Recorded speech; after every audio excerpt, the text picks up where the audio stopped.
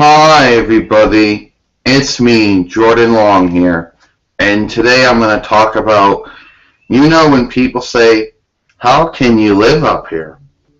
Now, people who live in states where the climate is still in the temperate weather zone, but it's because they're far more southern or whatever the case is, they don't really get cold that much.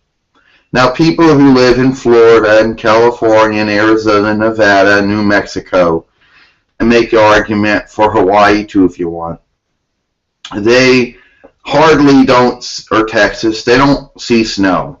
Well, they hardly see anything like that. It might get cold down there every once in a while, but it's not as bad as, like it doesn't go below zero, but it can get cold down there from time to time. But regardless, is people who live in that state all year round, or those who have moved from those states to northern states where the temperature does tend to go down during late fall and winter, and maybe the comments that usually come up is, Jordan, how can you live for this? I've never been up here. I recently moved up here, and I don't know how cold things can get. Yeah, well, Jordan said, I just do.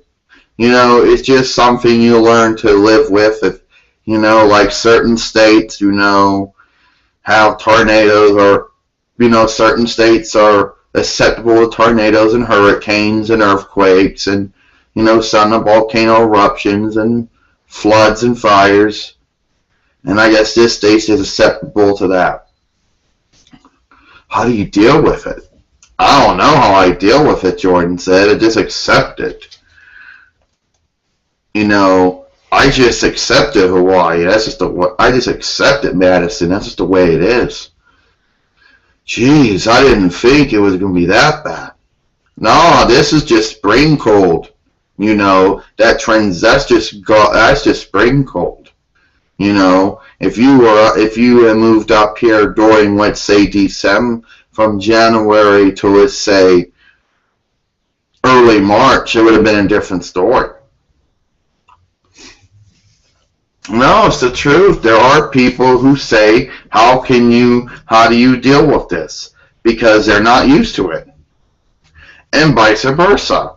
If you happen to move from any northern states and down to southern states or states that are like that, and you happen to move back up, you have to get used to it all over again, Jordan said. Now, basically temperature changes isn't like a major deal, I guess it is, but then I basically said it's like you accept it because that's the weather climate of the region or the area. Yes, Pennsylvania is one of those states, along with New York and many other states that are susceptible to blizzards and, sometimes floods, but mostly blizzards.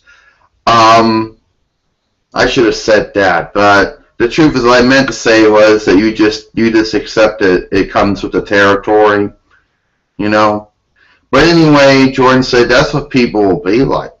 People who have never lived in states in the northern part of the United States, who are used to a more warmer temperature during the autumn and winter months, and it rarely ever goes beyond, let's say, 50 down in those places, move to states where the temperature goes down more than 50 during autumn and winter months, have never dealt with it, so they ask you how you deal with it.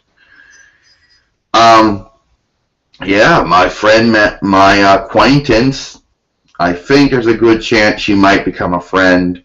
Madison Maivia, who came from Hawaii to Pennsylvania, said that she never really knew how to deal with it yet. Yeah, I said, this is just your normal spring cold. When God does that weather transition, if